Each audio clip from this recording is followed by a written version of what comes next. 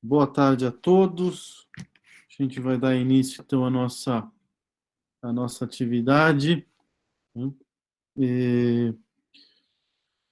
A gente também está tentando, né, da DUSP, estamos tentando, dada a situação, criar novos espaços de discussão, né? Não é fácil, todo mundo já está percebendo, né, as dificuldades aí das novas formas de comunicação, né? Então, a gente.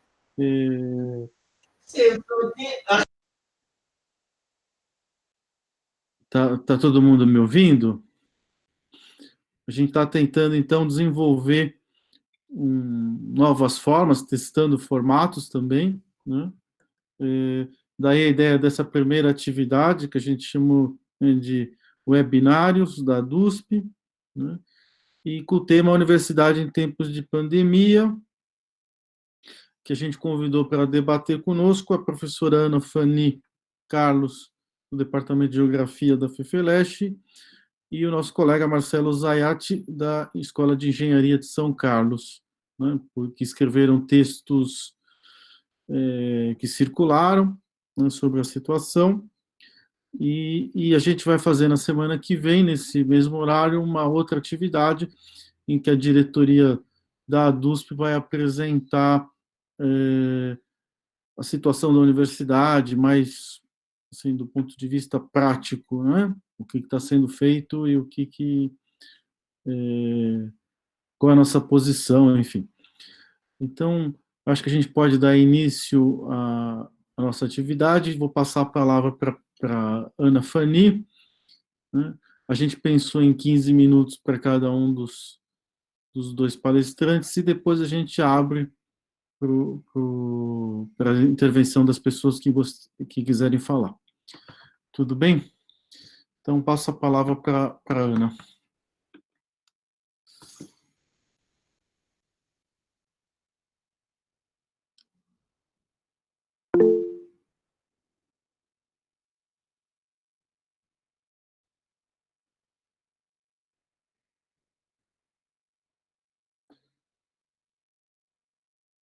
O microfone dela está desligado. Já pronto. Tá bom? Vocês estão me ouvindo agora? Sim. Sim? Ok. Então, boa tarde a todos. Boa tarde, Rodrigo. Obrigada pelo convite. Eu acho que eu preciso começar agradecendo o convite, a gentileza do convite. Também devo dizer, como eu acho que todos estão percebendo, que se trata de um tema bastante amplo, não é? Então, eu vou trabalhar um pouco a partir do texto que, como você disse, eu escrevi, que foi publicado, e que traz uma reflexão que eu pude fazer a partir da geografia sobre o momento que nós estamos vivendo, né? Quero iniciar, já que estamos falando sobre a universidade, dizendo que eu acho que um dos sentidos fundamentais da universidade refere-se à construção de um conhecimento sobre o mundo, né, que nós vivemos, sobre a realidade, sintetizado teoricamente e sem concessões, né? Então, eu acho que esse é um sentido muito importante da universidade. Eu acho que não há possibilidade de pensarmos o futuro da sociedade, principalmente agora que todos estão comentando e tentando pensar os cenários pós-pandemia, não é? Eu acho que não existe nenhuma possibilidade possível de construir nada sobre o futuro sem a gente mergulhar profundamente naquilo que é a realidade que nós estamos vivendo, né? Então, eu penso que sem conhecer a realidade em sua profundidade, não há possibilidade de construir nenhum caminho, né, para pensar esse momento de pós-pandemia, né? Eu penso, né, e a hipótese com a qual eu vou trabalhar, a pandemia, o momento que nós estamos vivendo hoje, não é uma questão meramente de saúde, nem uma questão econômica, não é? Mas ela vem a se somar a uma crise profunda, né, que nós vivemos e que eu posso chamar de uma crise da sociedade urbana, né? Como o mundo é dialético, essa tragédia que está destruindo tudo, ou que vem vindo com alto grau destruidor, não é? ela vem acompanhada da percepção dos membros de nossa sociedade em direção à importância da ciência, né, na contramão dos ataques, né, que a ciência vem sofrendo, principalmente com o novo governo, os ataques à ciência de modo geral, e particularmente às ciências humanas, ela atinge o seu ápice, não é? E, ao mesmo tempo que essa crise atinge o seu ápice, a pandemia vai dando visibilidade ao fato de que o conhecimento e que a ciência passa a ser algo, tem a centralidade, não é? A pandemia, não é, vem a se somar a uma crise profunda que nós estamos vivendo, uma crise urbana, né, de cunho eminentemente social. Nós temos um aumento do déficit habitacional, a produção cada vez mais extensa de periferias construídas sem infraestruturas, que não permite, não contempla uma vida digna, flexibilização de contratos de trabalho, aumento da informalidade, políticas públicas voltadas à venda da cidade no mercado internacional, aumento da vigilância monitorando a vida urbana, a imposição dos limites, né, e dos interditos que monitoram a vida urbana, que nós podemos resumir numa perda de direitos, né? Então, a pandemia soma-se a essa crise, né, que aparece do ponto de vista da cidade, com aquilo que vai caracterizar a cidade, que é a segregação socioespacial. Significa dizer que existe uma hierarquia social na nossa sociedade que se realiza enquanto hierarquia social, espacial. Portanto, a pandemia, né, como eu já disse, ela não pode ser resumida a uma questão de saúde, nem a questão econômica, mas ela ganha amplitude de uma questão social. Ela ataca e aprofunda a desigualdade social que a gente percebe no plano da cidade, né?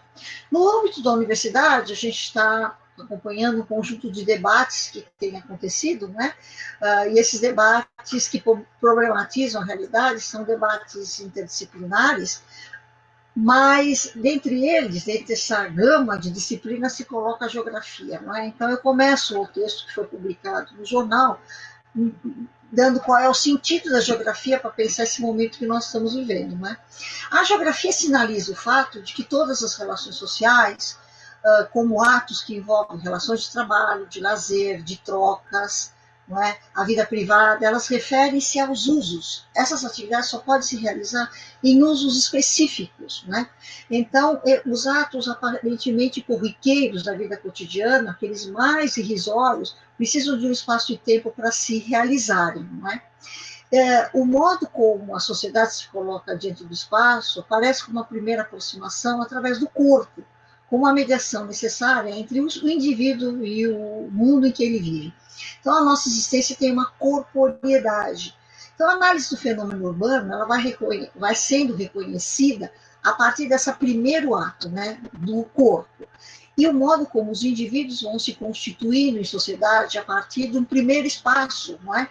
Que é o espaço da moradia e dele através da cidade, né?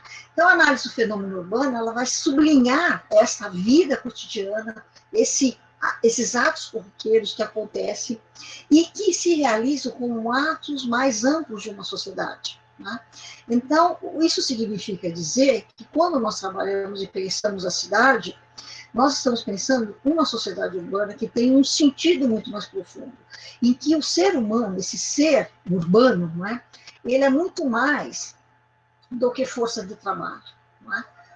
Então, a cidade contempla um mundo objetivo, que é a produção dessa existência, não é? E a cidade é uma produção dessa sociedade. Então, esse mundo objetivo da cidade ele se vê abalado com a expansão do Covid-19, propondo uma subversão do sentido da cidade. Se ao longo do processo histórico a cidade ela dá o sentido à reunião dos cidadãos, à simultaneidade das suas atividades, hoje ela se compõe como perigosa aos contatos sociais, né? Então, portanto, a estratégia para superar a pandemia impõe o isolamento social, né? Nesse isolamento social nega o corpo, né? Nega as relações reais e concretas que acontecem na vida cotidiana, porque a vida cotidiana está esvaziada, não é? Isso pode ser constatado, por exemplo, quando a gente anda pela cidade, quando a gente vê na cidade os espaços, os usos desses espaços, o centro da cidade vazio, as grandes avenidas vazias ou com muito pouco trânsito, né? E a gente percebe como é que os sons se diferenciam, a intensidade dos sons vão se indiferenciando nessa cidade, né? Então, o que nós percebemos é que essa densidade do uso e dos sons que a gente percebe na cidade, eles aumentam, eles aumentam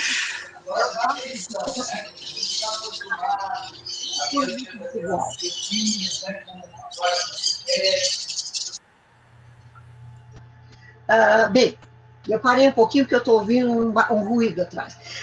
Então, o que a gente percebe é como essa estratégia de isolamento para tentar mitigar os usos da pandemia, elas vão transformando as cidades, né? E o que também nós percebemos é que essa transformação não é homogênea, ela não se realiza em toda a cidade ao mesmo tempo, não é? Enquanto em alguns bairros, né, em muitos bairros, se o som diminui, os passos estão limitados e a densidade dos usos dos espaços públicos tendem a zero, existem muitos lugares da periferia em que o silêncio não pode ser igualado a esses bairros de isolamento social. Não é? Então, nos lugares periféricos, onde residem preferencialmente a parcela da sociedade de baixo poder aquisitivo, né? Eu me refiro aqui aos trabalhadores, né? que moram em lugares distantes dos lugares de trabalho, né? Onde o preço do metro quadrado do solo tende a ser mais baixo pela deficiência ou ausência de infraestrutura, né? Esses lugares, essas áreas, né, elas continuam animadas no sentido de que a vida continua se realizando para fora da casa. Né? Porque em muitas dessas áreas, as pessoas moram em casas pequenas, onde das torneiras nem sempre sai água, em muitos casos com banheiros compartilhados, com fogões desligados, com mesas sem comida. Né? É o lugar da vida dos trabalhadores informais, os que vivem de bico, não é? E que pouco tem. Não é? Então, o que nós percebemos é que o modo pelo qual o isolamento social, né, o modo pelo qual essa quarentena se realiza, né, nos dias de hoje, como uma estratégia para combater o Covid, ou para mitigar as ações do Covid-19, né, ela se faz de modos desigual. Né? O cotidiano da metrópole, por exemplo, é pontuado pela contagem entre os mortos e infectados, e a necessidade da quarentena vai iluminando o fato de que, se a gente espacializar esses dados, nós vamos perceber que muitos não têm direito a essa quarentena. Né? Mas, ao mesmo tempo, né, nestes lugares onde as pessoas não têm direito à quarentena, a vida está andando, né? E deste lugar, essas pessoas que estão nas ruas, né, que estão vivendo nesses lugares, questionam os direitos desiguais em relação à possibilidade com a qual elas estão vivendo a pandemia e a desigualdade de acesso aos recursos, né, delas aos tratamentos, né, que vêm da doença. Então, desse modo, esse novo coronavírus vai revelando o fato de que o simples ato de ficar em casa, né, revela ou ter acesso aos tratamentos em hospitais, e um país como os nossos não está posto para todos, pois os direitos não são iguais. Em nossa sociedade urbana desigual, essa segregação, né, ela aparece de forma gritante com o momento que nós estamos vivendo hoje. Né? E nesse sentido, ela ilumina o fato de que o vírus ataca desigualmente a sociedade, apesar dos inúmeros discursos que nós vimos de que essa expansão seria democrática. Ao contrário, os dados vão indicando que na periferia começam a aumentar os casos em relação ao centro, que os negros são mais, a porcentagem é maior. Então, nós estamos percebendo que é a profunda desigualdade com a qual a pandemia vai acontecendo. Então, o que nós temos é que, no plano político e no discurso, tudo isso está sendo encoberto. Não é? Nesse plano, no plano político, encobre-se algo muito importante. A luta que se trava contra o vírus encontra um sistema de saúde que já vem sendo dilapidado pelas políticas neoliberais, cujo exemplo didático é a emenda constitucional de 2016, conhecida como a emenda do fim do mundo, aprovada no governo Temer, que criou um teto de 20 anos para gastos, né, de saúde e educação, diminuindo infinitamente os gastos com saúde, com educação, com a pesquisa, né, que todos nós estamos vivendo de forma dramática. Não é? Então, essa crise, esse coronavírus, né, essa crise da pandemia, ela já encontra um sistema de saúde que é degradado por conta das políticas neoliberais que assumem, principalmente nos 2 últimos anos, o seu apogeu, não é?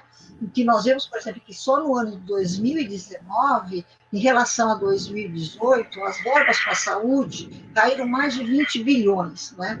Aqui o regime autoritário e as forças de mercado estão convergindo na mesma direção, não é? De degradar os sistemas de saúde e de educação, de erodir os direitos dessa sociedade. Então, é nesse cenário que nós somos convocados a defender um sistema de saúde que tem merecido cortes sucessivos impostos pelo Estado. Então, quando a gente pensa, bem, enfim, como é que fica e como é que a gente pensa esse cenário pós-pandemia, parece quase que as pessoas encaminham-se o discurso de que, bom, o cenário pós-pandemia será outro. O cenário pós-pandemia será mais grave, mas será mais grave porque nós sairemos do cenário pós-pandemia num mundo que é capitalista. Né? E que o estágio neoliberal do capitalismo está erodindo as bases sociais da nossa sociedade. Né? Então, como é que nós podemos pensar esse cenário pós-pandemia? Né? Para pensar esse cenário pós-pandemia, eu acho que, só para completar rapidamente o que eu tinha a dizer, nós temos duas estratégias. Né? A primeira estratégia é pensar o presente. Né? O presente significa pensar o tempo da urgência. Né? Como é que nós podemos encontrar políticas mitigadoras das condições, não é, que provocaram o coronavírus e como é que nós podemos mitigar as condições, não é, de modo a fazer com que todos possam ter acessos iguais às possibilidades de superação da crise. Mas o tempo presente também da urgência nos coloca diante da extrema pobreza e da desigualdade do combate ao vírus. Então, essas políticas, elas devem minimamente tratar da extrema pobreza e da desigualdade com a qual o Covid ataca essa população. Mas, para pensar o cenário pós-pandemia, nós também temos que pensar o futuro. Né? Nesse futuro, significa sair do plano da emergência, que nos torna todos reféns dos governos que têm em mãos os mecanismos das políticas públicas que atuam na cidade e na vida cotidiana. Né? Então, nós temos uma urgência, e nessa urgência nós estamos submetidas ao Estado, e nós temos, antes de mais nada, pensar o que é que pode acontecer para além da urgência. Não é? Porque as políticas públicas e a ação do Estado tendem a amalgamar a essa sociedade de modo a manter a desigualdade. Portanto, o modo como nós vamos sair da pandemia requer desigualdade de situações. Não é? Numa sociedade desigual, essas soluções serão desiguais, mas essa desigualdade tem que cair do lado das pessoas que estão em extrema pobreza. Então, pensar o futuro é uma condição da ciência, e eu acho que um debate sobre a universidade deve pensar no nosso papel, não só em solucionar, não só em compreender o momento presente, mas em pensar o momento do futuro. Não é? Esse futuro da ciência de pensar o futuro, só pode ser atingida se nós nos mergulharmos a pensar as condições que fazem da realidade essa desigualdade de direitos e essa desigualdade de acessos que nós estamos vivendo. Então, para completar, nós temos duas questões. Pensar esse presente, as políticas que mitigariam essas condições desiguais com a qual as pessoas têm acesso à superação dos problemas causados pela pandemia e pensar no futuro. E ao pensar no futuro, criarmos espaços para pensar uma outra sociedade desvinculada dessa lógica neoliberal com a qual nós estamos vivendo. Então, É um problema complexo, mas eu espero ter em 15, acho que eu usei os 15 minutos para pelo menos delinear esse problema que nós estamos vivenciando hoje. Queria agradecer a fala da Ana Fanny, nossa colega. Lembro que quem depois quiser fazer alguma questão, alguma intervenção, pode se inscrever pelo chat. E também pedir para quem não está falando, deixar o microfone desligado para evitar interferência. Então, eu passo agora a palavra para o Marcelo Zayat, da Escola de Engenharia de São Paulo. Boa tarde a todas e a todos. Inicialmente, eu gostaria muito de agradecer a oportunidade de participar desse debate, dessa reflexão, agradecer a diretoria da DUSP, ao Rodrigo, Michele, Anne, em nome deles, toda a diretoria. A minha reflexão, a minha contribuição para esse debate, ela vem um pouco relacionada, ou totalmente relacionada com o artigo que eu fiz, e ela é mais localizada, né, nas ações da USP, em relação principalmente a ensino. Como a USP tem se comportado, né, e são ações que eu tenho criticado, né, no artigo e por outros meios, como ela tem se comportado e o que isso pode refletir, né, no papel da universidade durante a pandemia e o que a universidade espera ser, né, após essa pandemia. Então, eu gostaria de começar, primeiro, dizendo que eu falo aqui de uma escola de engenharia, então, muitas das reflexões, talvez, que eu vá levantar, façam sentido muito para a minha realidade, né, para a nossa realidade aqui. Talvez não faça tanto sentido, talvez, para a realidade, por exemplo, da professora Ana, da área de humanas, né? Talvez a gente sinta a realidade diferencial, a USP é muito diversa também.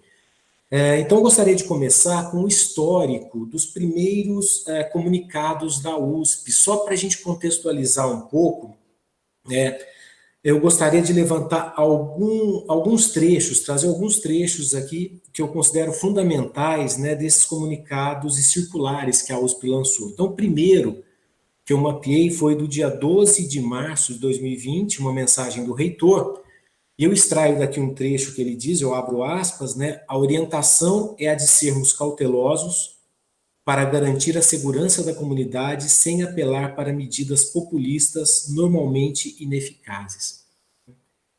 Bom, logo em seguida, no dia 16/3, aí às vésperas, né, da nossa paralisação de atividades, então 16/3 vem o comunicado da suspensão das atividades, inclusive das aulas presenciais de graduação. E no dia 17/3, então, é lançado o slogan, né, a USP não vai parar, né, após a reunião com diretores de unidades.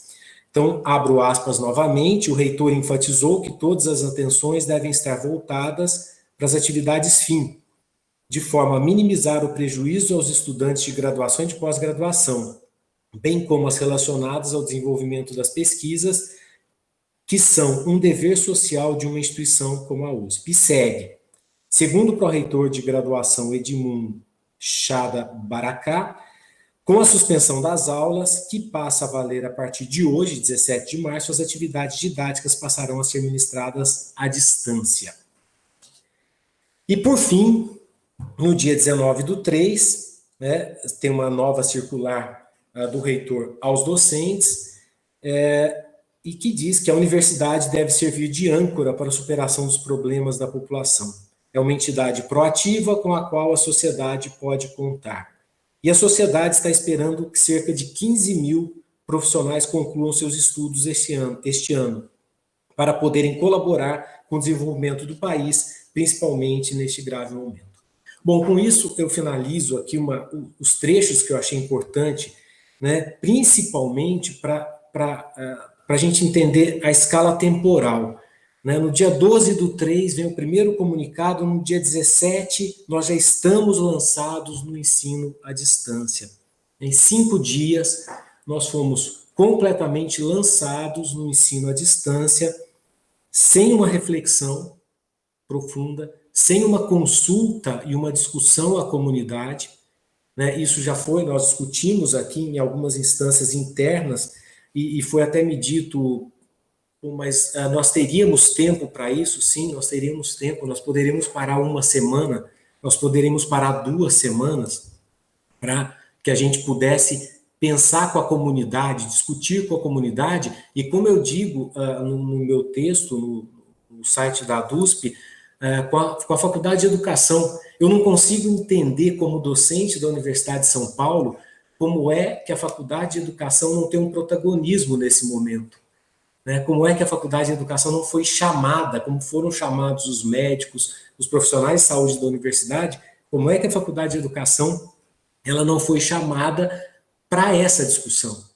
E de forma estranha, né, posso dizer assim, a Faculdade de Educação tomou uma medida completamente diferente do que está aqui na USP. Ela tomou uma medida que é de paralisação das atividades, principalmente avaliativas e com cômputo de presença, né, mantendo as atividades e o contato com os alunos.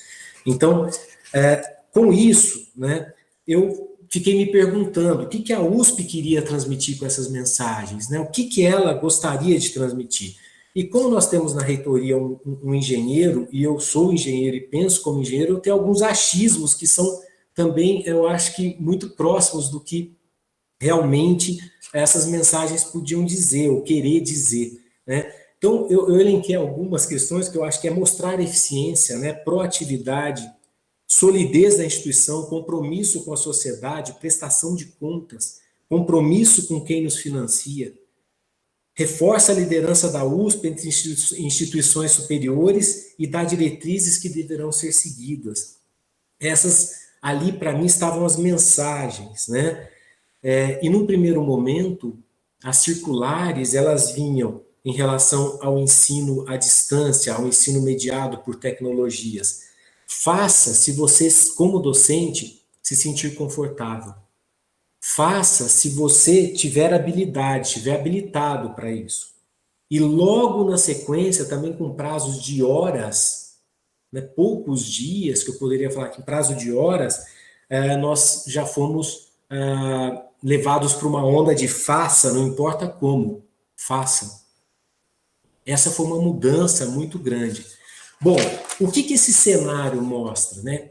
Qual que é a expectativa desse cenário? A expectativa é que todos estivessem em casa, docentes e discentes, relaxados, preocupados apenas em aprender novas tecnologias, achar um bom computador, um ponto de internet bom, preocupado com as tecnologias e se adaptar a esses meios. Eu vou usar o Hangout, eu vou usar o Skype, eu vou usar o Zoom, ou seja, a expectativa é que era uma questão puramente tecnológica. Eu estou daqui tentando aprender tecnologias novas e meus alunos estão de lá tentando se acertar, ajustar seu tempo. Essa talvez fosse a expectativa, mas qual que é a realidade? Bom, a realidade nós sabemos, né? A ADUSP publicou um artigo com os problemas com professores, com estudos e casos reais, né? De professores e professoras com problemas de tocar esse ensino à distância. Problemas outros, nós não estamos em casa relaxados.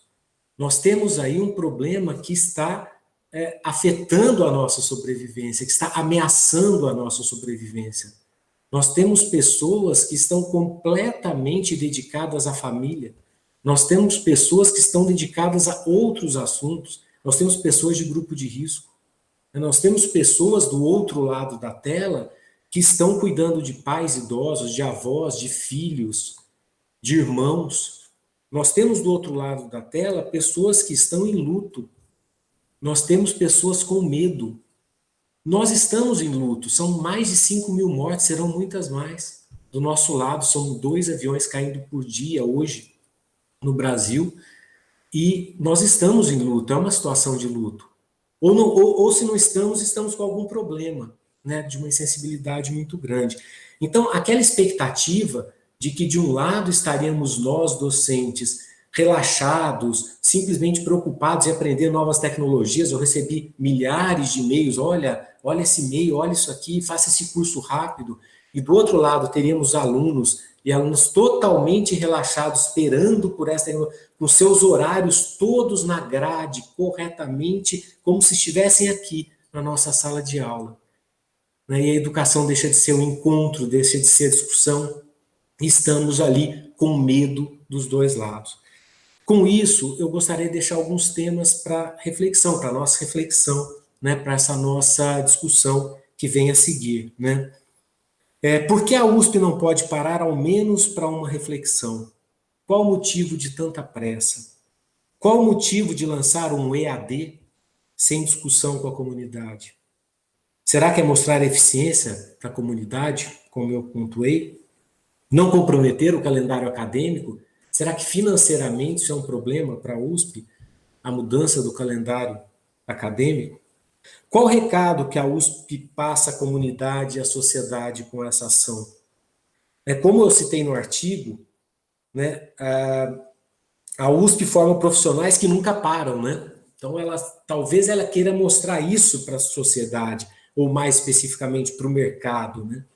Como eu disse lá, o operário padrão, aquele qualificado, que nunca para, está de prontidão, está pronto para o sistema, né?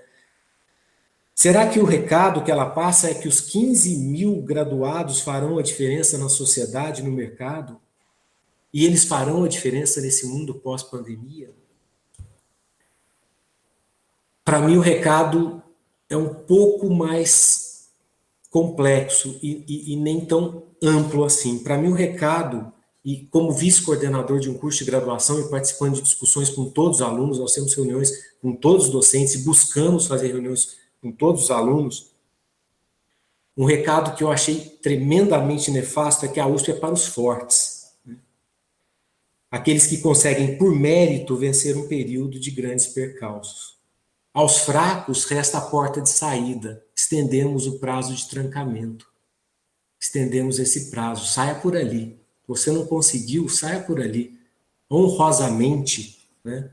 Isso acirra a competição, sistema de competição, individualismo. Olha o papel da USP, olha o que ela está ensinando como escola aos seus alunos, na minha visão. Por fim, por que a USP não pode parar, ao menos para discutir que o sistema não pode parar? Esse tempo para reflexão, eu acho que explicitaria para a gente as fragilidades desse sistema. Não seria o momento de explicitar as fragilidades desse sistema, como a professora Ana falou? O sistema, na nossa organização produtiva, o nosso modo de organização, por que esse sistema não pode parar? Por que o consumo não pode parar? Quem é que perde com isso?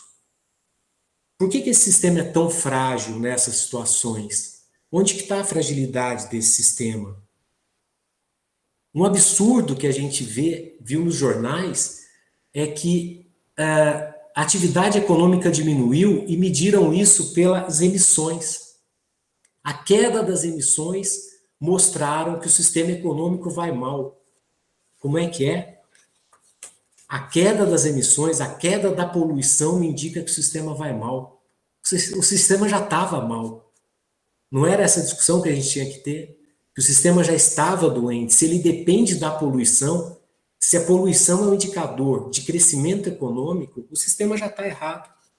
Não é isso? Eu aqui na engenharia ambiental gostaria muito de ter essa discussão com os meus alunos. Mas não, eu tenho que dar o conteúdo de toda forma. Eu tenho que seguir o conteúdo da disciplina. Ah, mas eu posso discutir isso numa aula, não de maneira sistêmica. Outra coisa que se explicitou no modelo nosso é a manutenção dos empregos novamente como chantagem à classe trabalhadora, para que ela não entenda que é ela que move tudo isso. No sistema tem que continuar para manter o seu emprego, não é o sistema que tem que continuar porque você move esse sistema. E a USP está perdendo essa discussão.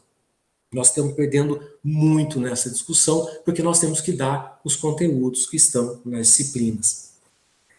Então, esse tempo para reflexão mostraria a mercantilização da saúde, os erros na mercantilização da saúde mundiais.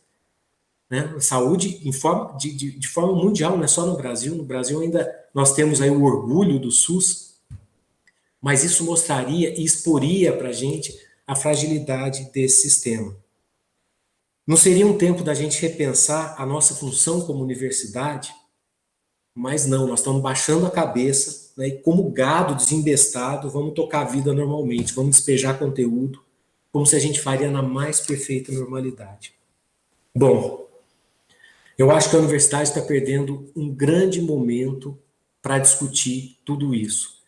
E acho que, ao final, a USP vai sair orgulhosa, muito orgulhosa, de não ter perdido um dia de aula e de não ter deixado de dar um só conteúdo em sala de aula.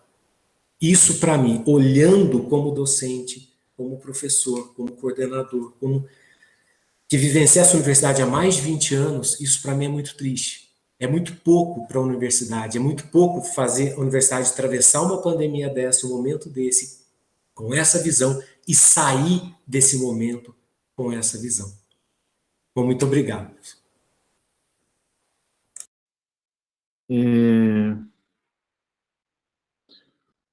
Agradeço o Marcelo pela fala. Queria só fazer um pequeno comentário, juntando um pouco as duas falas. Então, se a gente pensar, partindo da fala do Marcelo, se a gente pensar a política de manter a USP, as aulas, né, particularmente a graduação,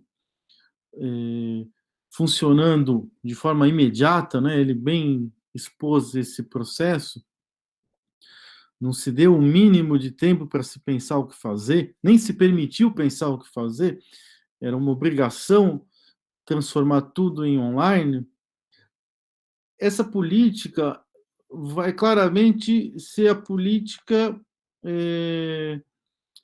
que vai favorecer um setor. Tem uma espécie de romantização da quarentena, como se todo mundo tivesse numa casa maravilhosa, talvez com uma piscina, recebendo um delivery excepcional, com uma internet ótima, e todos felizes da vida, simplesmente impedidos de ir até a sala de aula.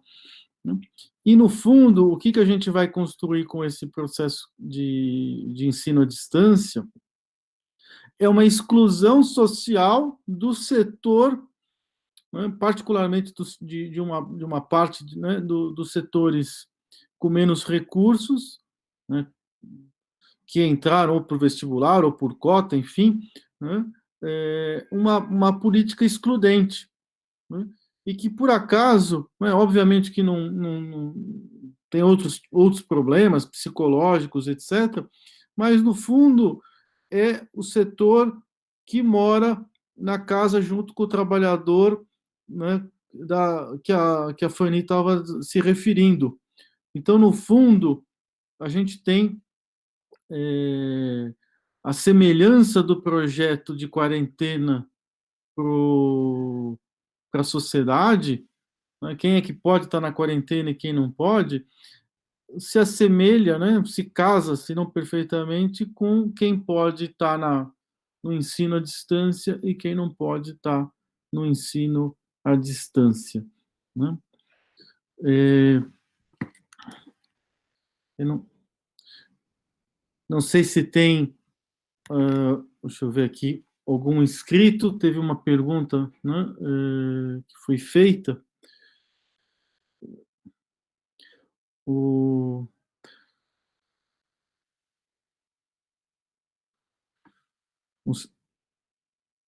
Pedir a minha assistência aqui dos colegas da DUSP, se tem alguém que pediu palavra, se não... Eu acho que foi perguntado o tamanho do número dos alunos que podem ou não podem acompanhar as atividades à distância. Não sei se a reitoria tem esse número, agora ele não foi divulgado. De toda forma,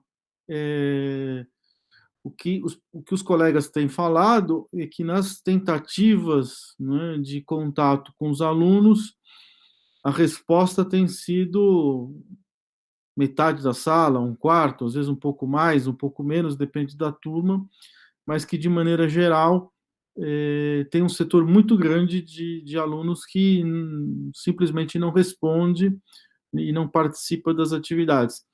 Nas minhas 2 turmas, que devem ter 100 alunos, as reuniões que eu fiz tinham 30, talvez, juntando as 2 turmas. E uma parte desses alunos nem cadastrado no sistema de disciplinas online.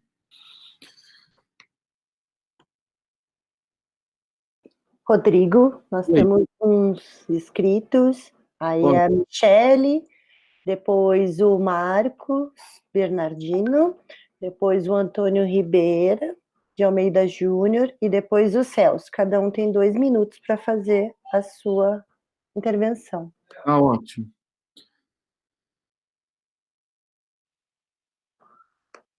Boa tarde a todas e todos. Eu queria agradecer a Ana Fani e ao Marcelo por terem topado fazer essa estreia dos webinários da DUSP. Eu tenho 2 questões que eu gostaria de escutar um pouco mais. Para a Ana, que trata dessa questão dos sem direitos à quarentena, né? E numa perspectiva mais ampla, né, considerando o urbano, a cidade, eu queria que você comentasse o fato de termos pessoas que são da comunidade da USP e que não tiveram direito a essa quarentena no mesmo tempo que docentes e estudantes tiveram, né? E ainda há um contingente de pessoas que, mesmo sendo do grupo de risco, ainda não tem esse direito, como o caso dos funcionários terceirizados. Então, das mortes que a gente tem notícia na nossa comunidade, 2 delas são de funcionários que eram do grupo de risco e que não tiveram esse direito, né? Então, gostaria de discutir um pouco mais considerando o nosso território uspiano, né? E o quanto isso é revelador das desigualdades dentro da nossa comunidade. E para o Marcelo, eu queria, você me despertou para uma coisa, Marcelo, que é o fato de a gente estava vivendo muitas discussões na nossa comunidade sobre saúde mental, e a exigência que se tem, por exemplo, de alunos de pós-graduação com relação a produtivismo, e o quanto isso pode afetar a saúde mental, né? Então, esse discurso de não vai parar e essa exigência, no momento que você mesmo disse que é de luto coletivo, né? O quanto isso pode agravar ainda mais algo que já era preocupante antes da quarentena, né? Ou seja, os alunos estavam sendo premidos por conta dos prazos extremamente encurtados e tendo que desenvolver seus trabalhos, e numa situação de absoluta emergência, essa exigência permanece, e o quanto isso pode agravar esse quadro, né? Então, era isso, eu gostaria... E eu sugiro, talvez, a gente fazer blocos de 3 intervenções, e depois vocês respondem, que eu acho que a dinâmica fica melhor. Pode ser? Uma sugestão de encaminhamento. Para mim está ótimo.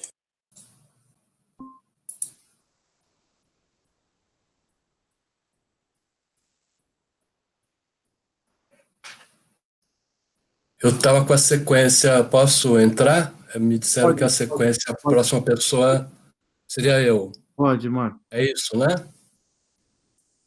Então, boa tarde, eu já falei, acho que pelo chat, boa tarde. Oi, Fani, bom revê-la. Oi, Marcelo. Bom, antes, parabenizar a DUSP pela promoção do debate fundamental, importante, né? E também pelas as 2 colocações iniciais, né? Elas são bastante pertinentes para a gente refletir sobre a situação atual. E sendo breve aqui também colocando as questões, então, para a Ana Fani, eu dirigiria a seguinte questão. Essa ideia de que, essa caracterização da crise, né? De que ela não é sanitária, não é econômica, você está preferindo caracterizar a crise como urbana. Eu entendo, sobretudo depois que você caracteriza a ideia de urbano, né? eu vou lembrar que uma figura que é uma referência, cara para todos nós nos estudos urbanos, a ideia de que se o urbano é a espacialidade que corresponde ao sistema que está globalmente implantado, com todas as diferenças que possam existir nos lugares do mundo, esse espaço de segregação, de diferenciação, de especialização, eu concordo com você, a crise de fato é urbana, essa crise ela não é provocada pelo corona, nem pela Covid, o corona e a Covid apenas evidenciam uma crise já existente. Eu acho que a gente tem que ter a gente está diante de uma grande oportunidade de evidenciar isso. Eu estou querendo devolver essa bola para você aprofundar essa questão, até para fazer um gancho com a questão que eu faria para o Marcelo, porque ele mostra como isso se evidencia na própria universidade. Porque se eu entendi pelas questões que você colocou, Marcelo, você está dizendo, e eu sou sensível a isso, que no final das contas, essa campanha infeliz, que já matou muita gente lá na Europa, né? E está matando muita gente aqui também, de não parar, digamos, se tudo der certo na USP, e de fato a gente chegar no final e falar, não temos nem aula para repor, ou temos 1, 2 aulas para repor, então tudo deu errado. Essa que é a questão. Por que tudo deu errado? Porque a gente perdeu uma grande oportunidade de evidenciar qual seria o papel da universidade nesse momento, não é? Que é, no mínimo, evidenciar essas questões que a Ana Fanny está levantando. É ridícula, de fato, a situação que você denuncia. Como é que, para mostrar a incompreensão dos nossos dirigentes, como é que numa crise dessa monta um comitê de emergência e faz exatamente isso, assodadamente, o ensino à distância. Eu escutei de vários colegas dizendo que a coisa tinha que ser assodada mesmo, não temos tempo para pensar, tinha que ser assim, e vamos que vamos, e não chama um educador, não chama a Faculdade de Educação, não chama ninguém para participar do comitê de crise, ou etc, etc. É ridícula essa situação, é ridícula a ação da nossa universidade, é um absurdo que a gente tenha que ainda ficar discutindo, esclarecendo isso para vários colegas. É isso, obrigado. Então, vou passar a palavra para a Ana Fanny e depois para o Marcelo. Não, Rodrigo, tem mais uma inscrição. O Antônio. Desculpa. Sim. Boa tarde a todos. Agradecer à DUSP pela organização desse evento, que é muito importante, né? Eu estou muito chocado com tudo isso que está acontecendo na USP. É um imenso choque. Eu acho que a USP vai sair muito destruída disso tudo, né? Por quê? A pandemia mal mostrou as garras, né? Quantos % da população já foi infectado e talvez esteja imune? Uma percentual muito pequena, muito pequena. Então, a tragédia da pandemia vai crescer muito ainda, muito, né? E as coisas não podem ser resolvidas dessa forma como a USP está fazendo, é uma coisa absurda. Se a gente pegar 1918, a pandemia teve 3 ondas. A primeira onda foi relativamente tranquila, né? A segunda onda matou dezenas de milhões de pessoas. O vírus mutou, se tornou muito mais agressivo, e, com isso, causou uma devastação imensa. A gente não sabe como essa pandemia vai se desenvolver. Ela está no começo, né? Mesmo os países que tiveram mais casos, como os Estados Unidos, quando se faz testagem na rua, dá 2%, 3%. Quer dizer, ainda tem aí para se multiplicar o que está acontecendo por 40, talvez 50 vezes, né? Então, as coisas são... isso que a USP está fazendo é uma coisa... E concordo com a Ana de que é uma questão urbana também. A pandemia de 1918, a população era rural. E, mesmo assim, ela infectou 500 milhões de pessoas, né? E matou, talvez, 50 milhões ou mais. Essa de agora, o mundo não é mais o mundo de 1918, é um mundo urbano, né? E a crise vai se aprofundar muitíssimo, exatamente por essas condições, e particularmente nas áreas onde as pessoas não têm como fazer distanciamento social. Hoje eu vi Goiânia, as pessoas no transporte público, o transporte público completamente lotado, completamente lotado. Então, isso que a USP está fazendo, né? Fiquem em casa, eu acho que é uma coisa de controle do nosso tempo, para que nós não possamos criticar, pensar, fazer, ser solidário e tudo isso. Quer dizer, é uma destruição completa e para nos vender a essas tecnologias de comunicação nova, para nos fazer utilizar esse tipo de ferramenta que a gente está utilizando nas nossas aulas, né? E para enriquecer, a desigualdade vai aumentar muitíssimo mais. Os muito ricos já estão se apropriando dos fundos públicos numa velocidade muitíssimo maior do que os mais pobres, né? Esses R$600 aí é um troco comparado com o que foi dado agora nessa aprovação dessas leis trabalhistas aí, retirando uma série de benefícios dos trabalhadores. Quer dizer, você dá alguns bilhões de um lado e retira do outro lado centenas de bilhões, né? Então é uma situação, acho que a gente precisa realmente, a ADUSP precisa ter um papel muito forte nisso daí, porque não tem cabimento também os nossos colegas que estão aproveitando essa situação para sobrecarregar, fazer um semestre ainda mais pesado do que o semestre normalmente é. É isso. Obrigado. Bom, passar então a palavra agora para a Ana Fani e na sequência para o Marcelo.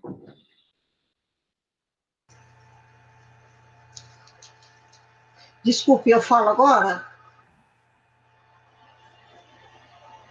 Pode falar sim, Ana. Sim, tá, ok, obrigada. Bem, eu acho o seguinte, eu vou começar pela USP não vai parar, né? Eu acho que esse slogan, se é que a gente pode chamar de um slogan, ela é absolutamente lógico, não é? Ela marca definitivamente o rumo escolhido pela USP. A universidade é uma empresa, não é? E a sua lógica é a lógica da empresa. Na lógica da empresa, o professor é uma mera força de trabalho e ele deve cumprir aquilo que está no seu contrato. Não é? Ele tem que dar aula, ele tem que publicar artigo, ele tem que participar, e é disso que se trata. Não é?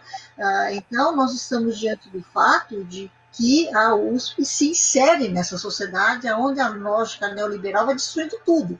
Não é? Então, a universidade ela passa a ter uma utilidade. Qual é a utilidade que ela pode dar no sentido de contribuir para produzir políticas públicas que não resolvem nada, não distribuem nada, são políticas humilhantes. Essa distribuição de R$600 é uma humilhação pura, ela coloca as pessoas, os necessitados, os que não têm nada, na porta dos lugares onde vai haver a distribuição desse dinheiro, todo mundo junto, todo mundo grudado, tratados como se fossem gado.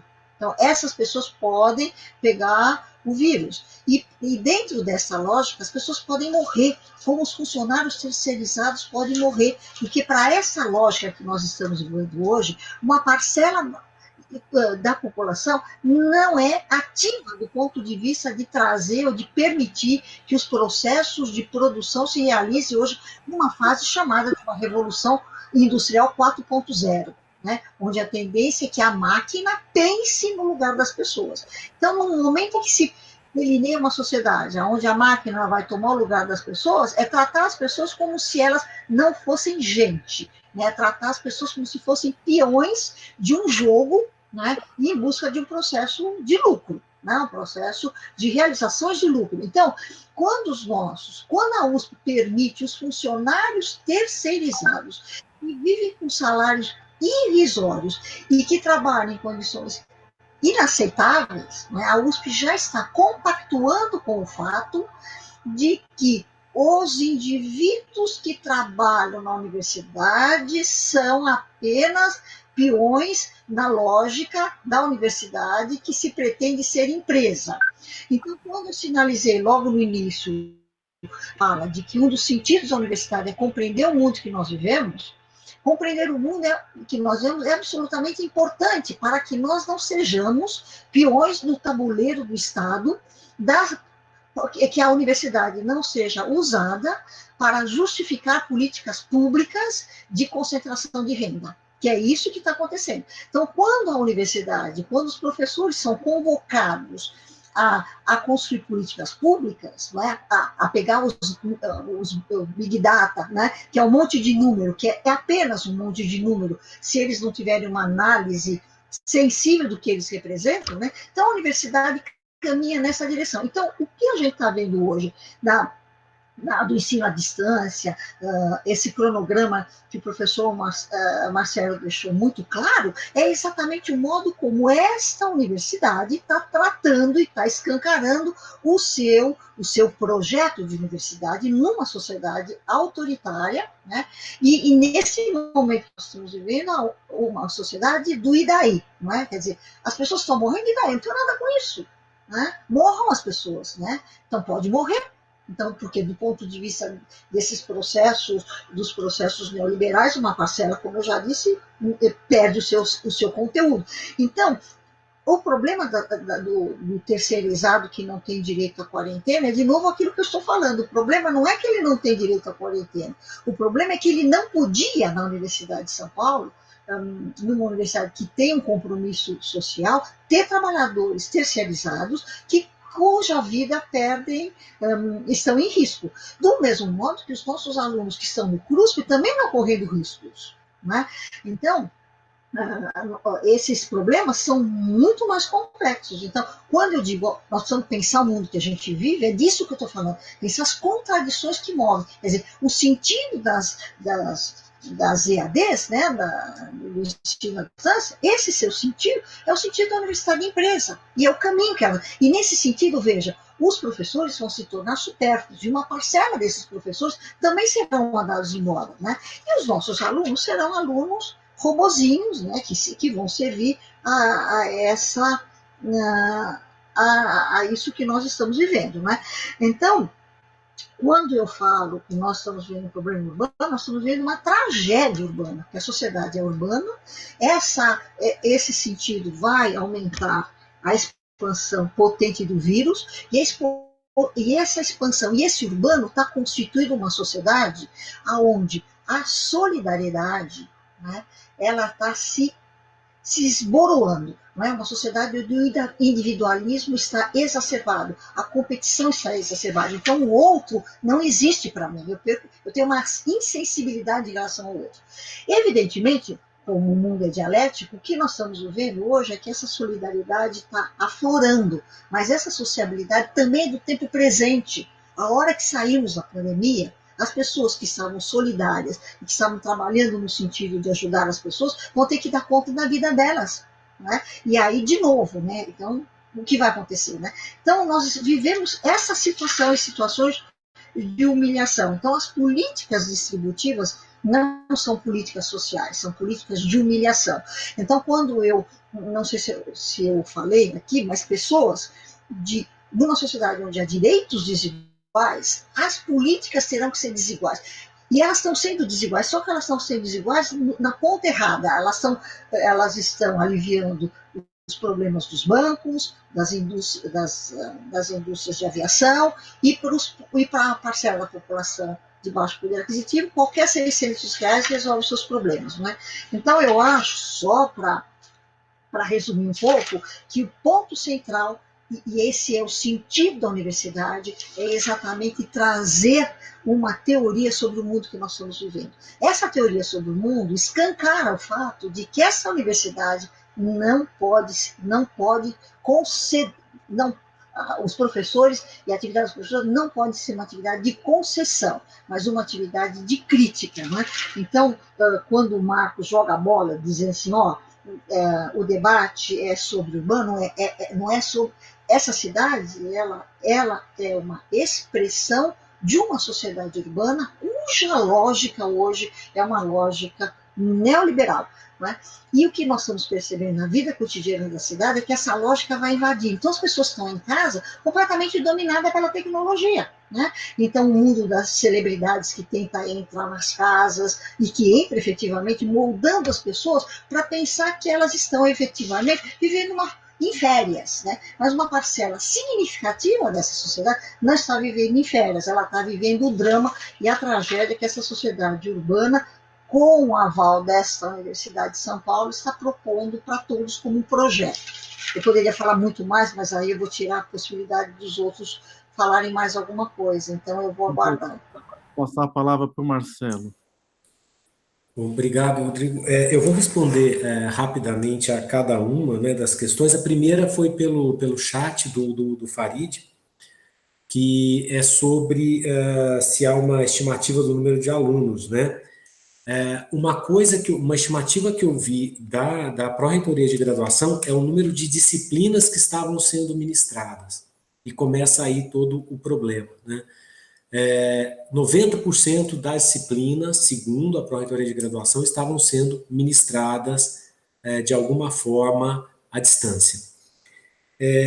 Se a gente colocar uma lupa nisso, né, e pela coordenação de curso aqui da Engenharia Ambiental, a gente colocou essa lupa, né, onde a gente consegue, que é com os nossos alunos, a gente vê que talvez isso bata aqui com a gente. Eu acho que a gente deve ter até um pouco mais de 90% das disciplinas ministradas, mas quantos alunos estão acompanhando, né? E dos que estão acompanhando, quantos deles estão aproveitando? Como é que está sendo esse aproveitamento? Como é que está sendo essa qualidade? No meu caso, eu tenho uma disciplina com 40 alunos que eu tenho um perdido. É uma disciplina de projeto, que eu tenho pouca flexibilidade para dar à distância, mas estou tocando o projeto, eu tenho um perdido. Isso já é muita coisa para mim. Um aluno perdido, que eu não consigo contato, que eu não consigo resposta. Nem com a coordenação de curso, nem com o tutor, que ele tem um tutor no curso. Isso é um problema. Bom, da Michele sobre a saúde mental, né, nós ficamos bastante preocupados com essa situação e principalmente depois que nós lemos um artigo de uma professora da Universidade Federal de São Carlos, a professora Thais Bleicher, que tem como tema de pesquisa saúde mental de estudantes. E a Thais, ela é supervisora do atendimento psicossocial aqui da USP de São Carlos, é o laboratório dela. E nós lemos o artigo da Thais, que dizia que a universidade tem que parar. A Universidade Federal de São Carlos parou com as atividades, não tem ensino à distância, lá a não ser algumas atividades mantidas para manter o contato com os alunos, como a Faculdade de Educação propôs, né? A partir desse artigo nós convidamos a Thais para falar com a comissão de graduação da Escola de Engenharia.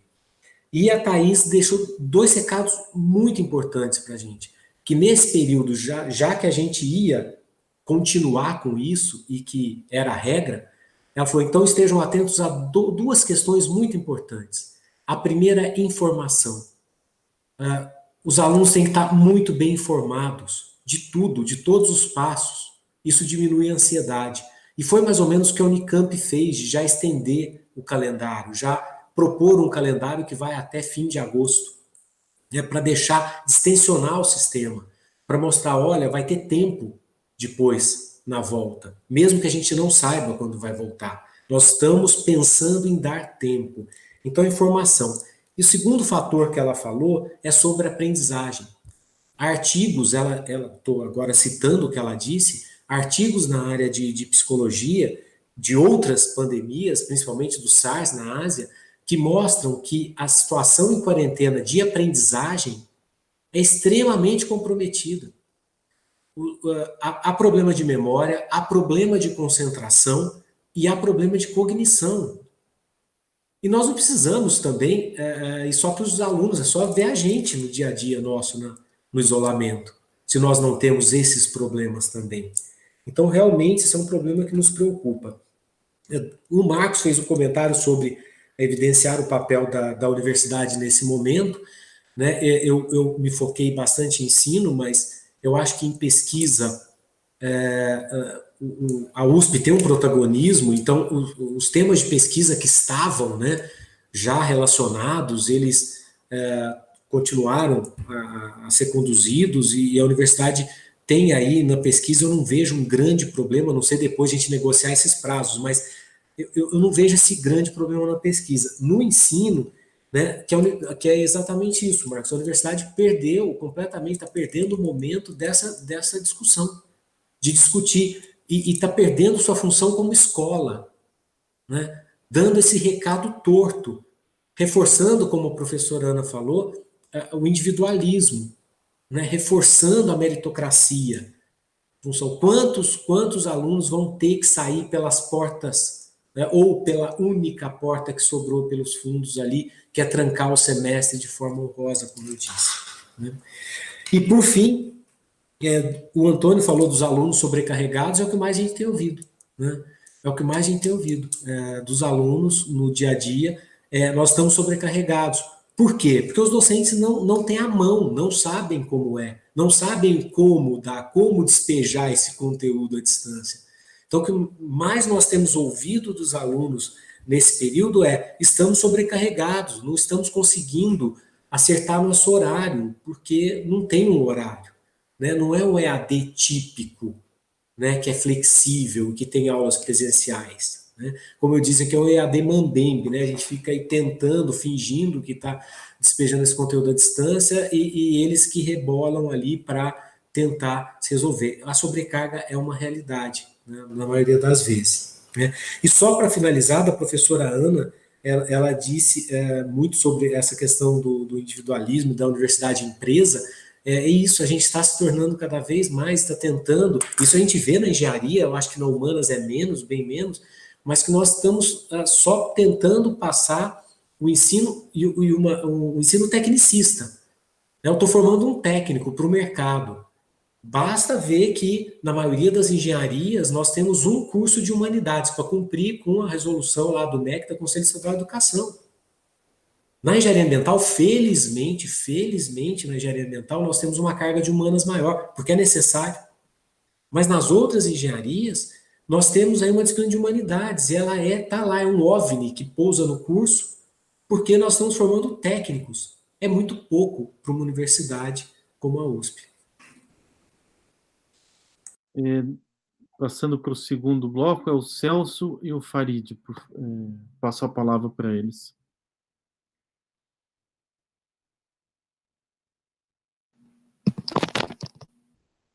Boa tarde a todos.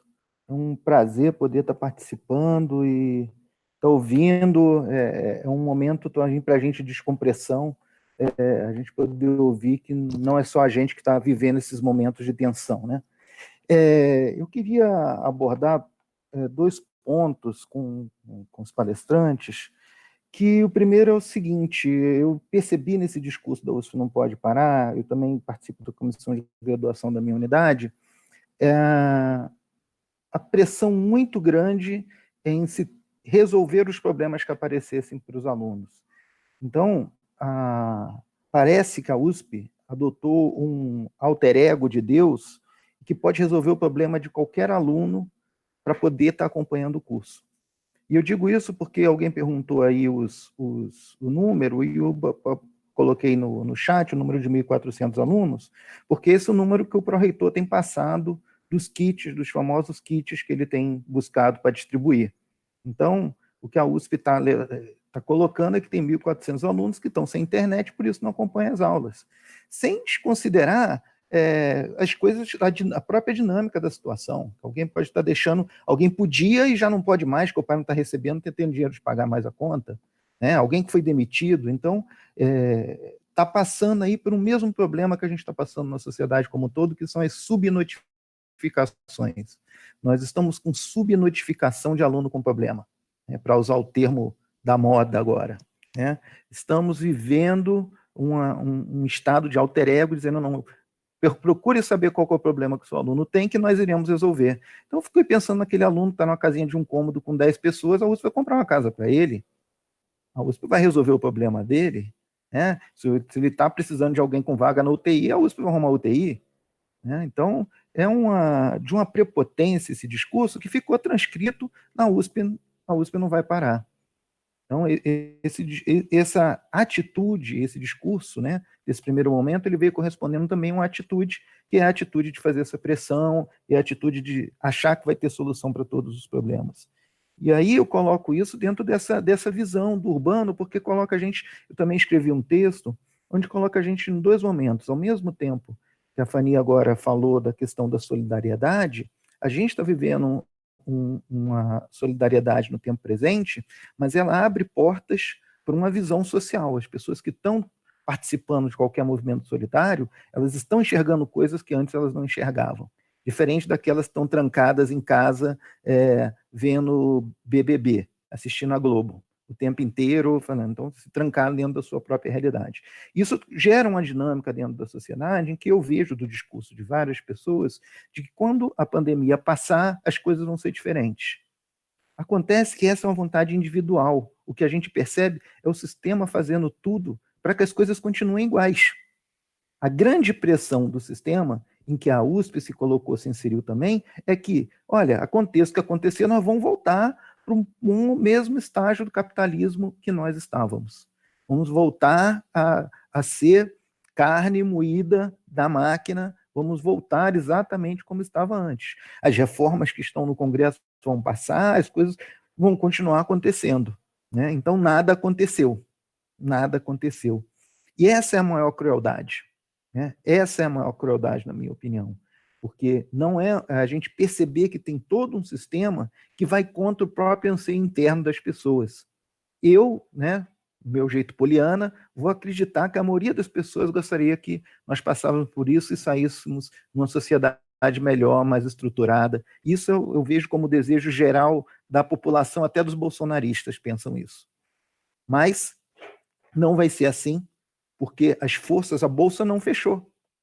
A Bolsa de Valores não fechou, né? O mercado de petróleo não parou nem um dia. Caiu o preço, derrubou, mas o mercado não fechou nem um dia. Então, as forças do capitalismo financeiro continuam. Dentro disso, quando se fala o nosso papel de universidade, é que eu penso nessa dinâmica, né? Que como nós, professores universitários, como nós estamos aí, como o reitor acabou de propagar, na 14ª melhor universidade do mundo, né? Podemos contribuir para essa sociedade. Né? Podemos terminar o dia e dizer, não, eu estou tentando fazer alguma coisa durante o período que faça a diferença.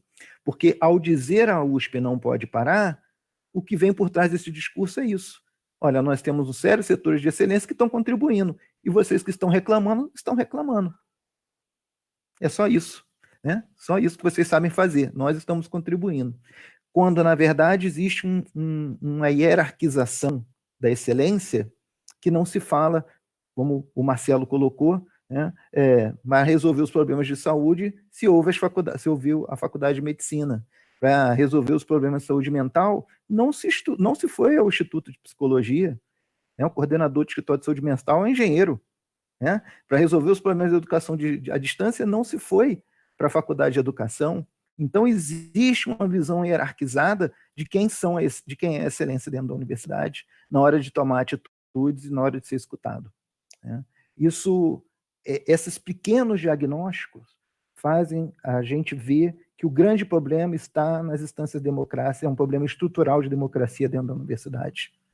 A universidade não é um locus de democrata, não é um locus de vivência pública, virou, quando se fez uma reforma para melhorar, possivelmente melhorar a democracia interna, essa democracia interna piorou, conseguindo fazer uma coisa mais escabrosa do que o que tinha antes, e a gente segue com esse modelo, com essa farsa. Então, eu deixo essas colocações para vocês no sentido de tentar, de um lado, né, entender como que a gente pode contribuir para a dinâmica de modificação da sociedade e da universidade, né, nesse período pós-pandemia. Obrigado, desculpa se eu me estendi demais. O Farid, e depois eu vou passar para a mesa novamente. Tá bom, boa tarde a todos. Eu tenho duas perguntas. A primeira para a Ana. Me parece que o neoliberalismo está descobrindo a importância do Estado. Então, será que a pandemia pode sinalizar o fim do neoliberalismo também? A outra pergunta é para Marcelo e para os demais colegas. Na minha opinião, é possível que não voltaremos a dar aulas presenciais antes da descoberta da vacina. É só olhar as estruturas das nossas salas. Eu dou aula aqui em São Carlos. as salas são lotadas, os alunos são grudados. É impossível se o vírus continuar dando aulas presenciais. Então, isso vai demorar talvez 1 ano, 2 anos. Então, qual é a nossa posição em relação a isso? Nós vamos continuar dizendo que devemos parar ou tem que ter uma outra atitude em relação a isso? É só isso.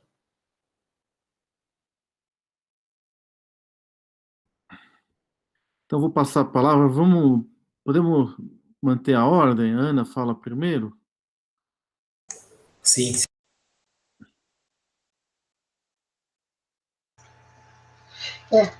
Eu sempre demoro um pouco, eu tenho que achar o microfone.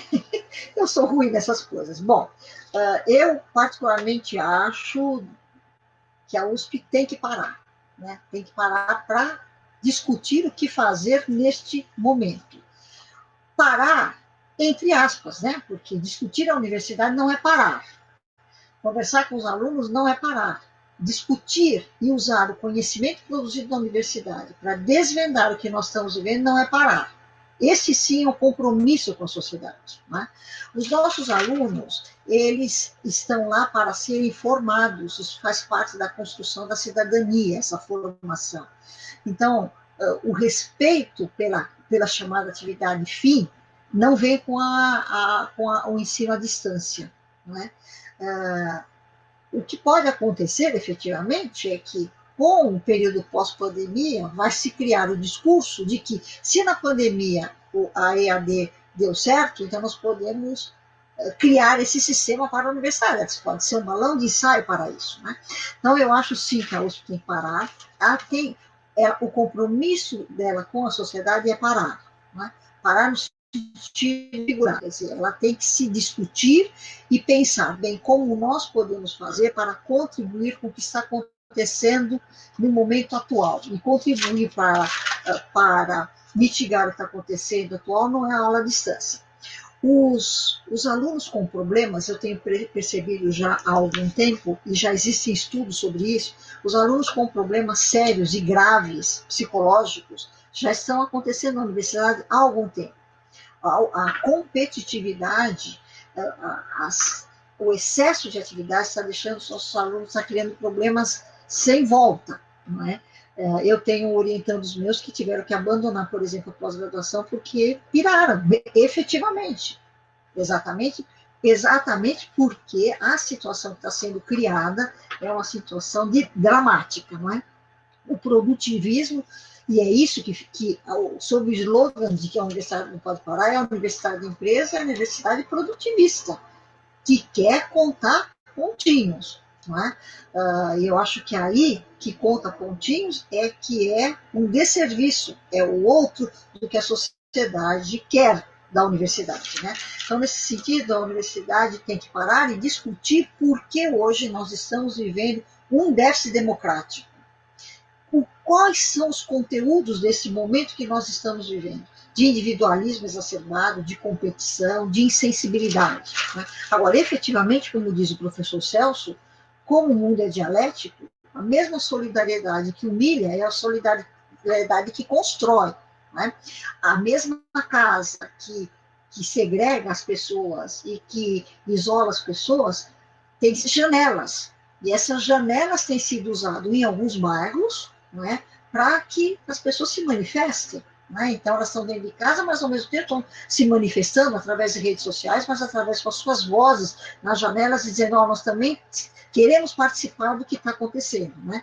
Então, eu acho que a universidade pode e deve contribuir para compreender esse momento que nós estamos vivendo e para pensar como é que a gente sai da pandemia, para pensar como é que a gente retoma as atividades, porque num período de anormalidade que nós estamos vivendo, a reitoria propor que ela não pode parar, que ela deve continuar, é uma insanidade. Porque para períodos de anormalidade, as ações são de anormalidade, mas a normalidade não significa aula à distância.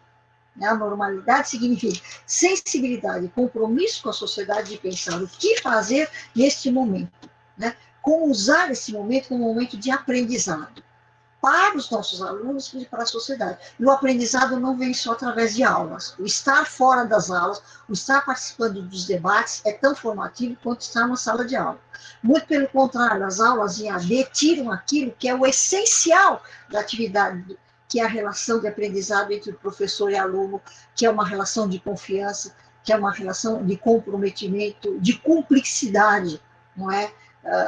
E hoje em dia ela está relegada a uma técnica. Você tem que aprender como você vai colocar um PowerPoint no computador e vai sintetizando o que tem que passar para os alunos de qualquer jeito, né? Porque existem processos por trás disso que devem ser melhor debatidos, não é?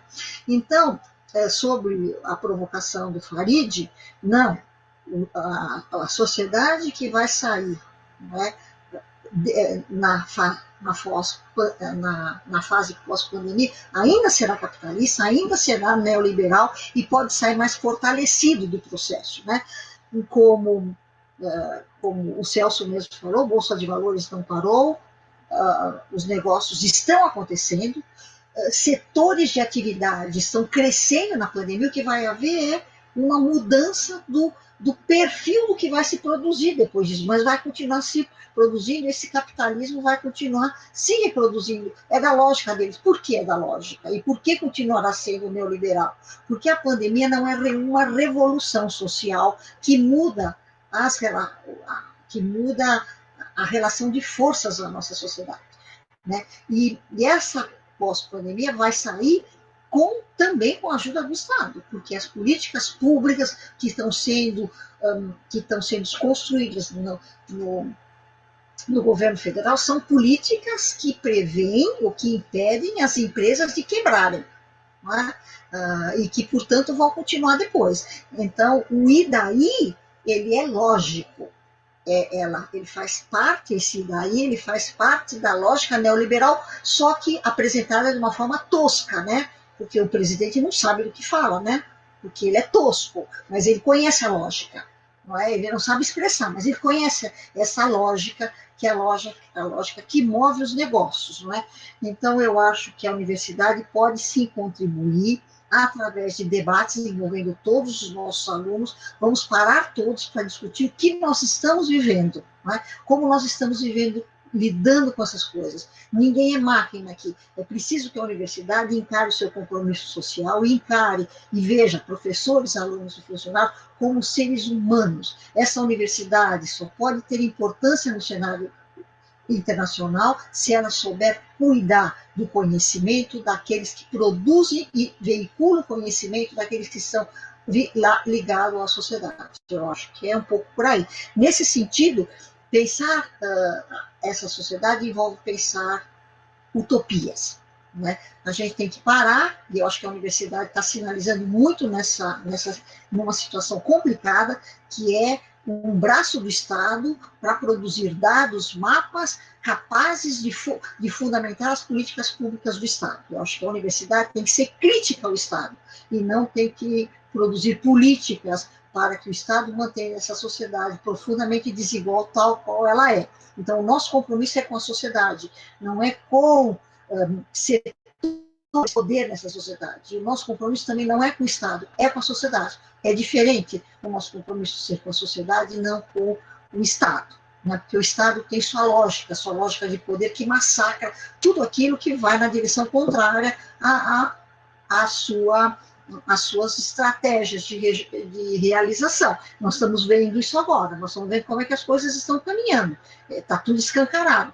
Então, o que eu também estou, só para terminar, o que eu também estou percebendo é que eles têm imensas dificuldades de continuar trabalhando, porque os alunos têm que trabalhar, principalmente no caso da FEFELESH, muitos dos nossos alunos, a esmagadora maioria, eu diria, trabalha, eles têm que preparar a aula também, porque o universo da educação é um universo todo ele invadido pela lógica da empresa, então eles têm que produzir aulas EADs para os alunos, eles têm que participar das reuniões nos colégios onde eles dão aula, e eles têm que participar das atividades da universidade. Além do que, eles têm que lidar com essa situação dramática em que eles estão vivendo. Nós todos estamos vivendo um drama, É impossível estar insensível a esse drama. Mesmo se, do ponto de vista individual, nós não estamos afetados por uma morte ou por um cansaço, nós estamos. O país, o mundo está vivendo essa situação. A gente não pode ser insensível a essa situação. Né? Então, eu acho que sim, a universidade tem muito a fazer nesse momento. É muito importante que ela assuma o seu papel, o seu compromisso com a sociedade. Mas não é por aí. Eu acho que o Marcelo deixou muito claro que não é por aí, né, que as coisas devem acontecer. Por isso que eu acho que esse debate que nós estamos tendo hoje é muito importante. Eu acho que precisa reunir, sim, pessoas de disciplinas diferenciadas, porque nós podemos, na nossa diferença, construir um projeto, né, que pense a universidade como um projeto utópico da sociedade, né, para que não ganhe atualidade a máxima do Lampedusa, que é preciso mudar tudo para que nada mude, né? É preciso mudar tudo para que tudo mude, mas precisa pensar em qual é a direção da mudança que nós vamos apostar, né?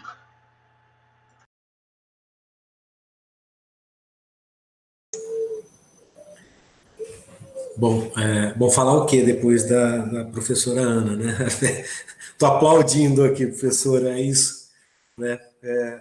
Me representou completamente essa fala. Só respondendo ao Celso, diretamente, eu acho que você fez uma excelente definição, né?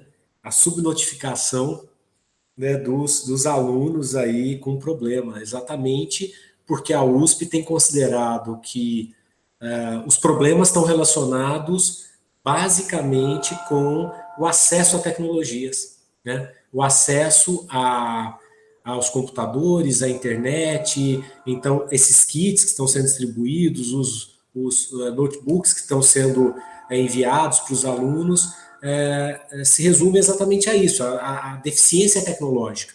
E a gente sabe que não é.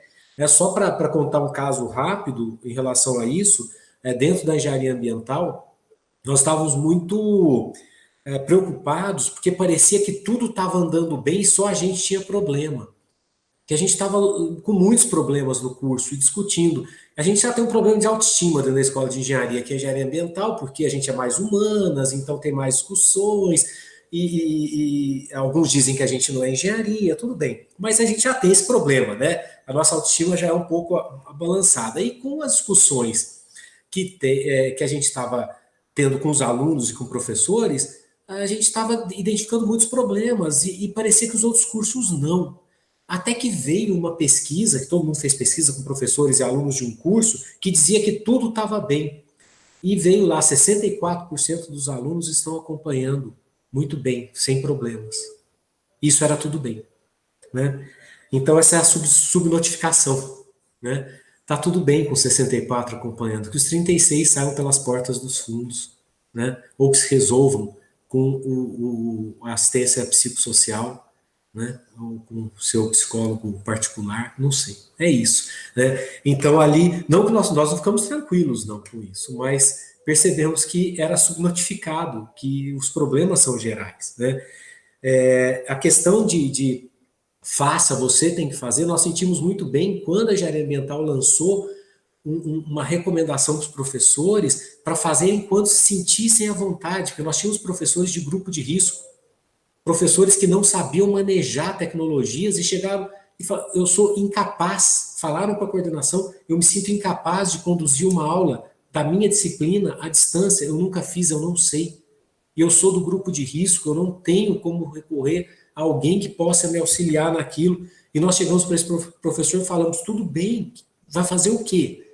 Vamos com calma, vamos manter os alunos informados disso e no retorno. E quando nós dissemos isso para os professores, eles disseram, pô, mas vocês não vão contribuir? Não é? Vocês não estão contribuindo? Está todo mundo contribuindo, vocês não vão contribuir? É isso, é exatamente o que o Celso falou. A questão do Farid é mais complexa. O último comunicado, Farid, da reitoria, esse último saiu ontem, né? É extremamente complexo. Lá diz, já fala, lá já indica o retorno, né? Fala que certamente não voltaremos 11 de maio, e o comunicado diz que é para diminuir a ansiedade. Nós não voltaremos 11 de maio, e já começa ali num dos parágrafos a falar do nosso retorno, que já tem o comitê, já está estudando como vai ser esse retorno. Mas eu não saberia te dizer se a gente ficar um ano parado como vai ser. Eu só sei uma coisa, só sei dizer que vai ser como a reitoria quer, porque não está discutindo isso com a comunidade. Como é que nós vamos voltar? Isso não está sendo discutido com a comunidade. Da mesma forma que a USP não vai parar e não foi discutido com a comunidade, foi imposto à comunidade, o como voltar também não vai ser discutido, como não está sendo discutido, é o comitê que está definindo. Então, não sei te responder como vai ser, porque eu tenho dúvidas, eu tenho mais dúvidas do que certezas nisso tudo, acho que nós todos. Mas eu tenho uma certeza, a volta não vai ser de acordo com o que a comunidade definir. A volta vai ser como a reitoria quer. Essa é uma pena. Queria agradecer aos colegas, né, a Ana Fani e o Marcelo Zayati e as pessoas que estão assistindo. Eu acho que, só para fazer uma última consideração, né, de fato, nós temos uma universidade que pode ter aula à distância, mas não pode ter conselho universitário à distância, né? Quer dizer, mesmo o conselho, que é tão controlado, não se chamou ainda para discutir a crise, né? E essa política, né, e essa sucessão de comunicados é, no fundo, para introjetar a culpa em quem não está colaborando, né, entre aspas, com essa política. E, no fundo, quando a gente começa a conversar com os colegas, a gente vê que os problemas são imensos em todos os lugares, né? E esse 90% lá que o pró-reitor de graduação disse, inclui o professor que mandou um e-mail para a turma, né? Então, a gente tem ali, provavelmente, uma pequena porcentagem de cursos que estão sendo mantidos com alguma consistência, digamos assim, e uma imensa, né, maioria de cursos dados, assim, exercícios, atividades, conversas e pouco mais que isso, né? E como foi bem falado, eu acho que a gente não pode aceitar nem metade, nem 2/3. A gente tem que defender o que está excluído e não comemorar, né? Senão a gente vai ficar justificando o médico, né, como os italianos falavam, quem que vai o respirador? A USP está escolhendo para quem vai o respirador, né? É isso que ela está propondo. O respirador vai para quem tem dinheiro, que tem uma conexão maravilhosa, um quarto sozinho, né, não tem problema de abastecimento. É para esse que vai o respirador do ensino à distância. E para os outros, como o Marcelo disse, é o trancamento. Como se isso não tivesse um impacto, inclusive psicológico. Lembro que semana que vem a gente vai fazer uma segunda atividade, né, com a diretoria da DUSP apresentando essas questões mais concretas, e estão todos convidados também para estar participando. Então, um grande abraço a todos, a gente vai então encerrar a nossa atividade aqui agora. Muito obrigado.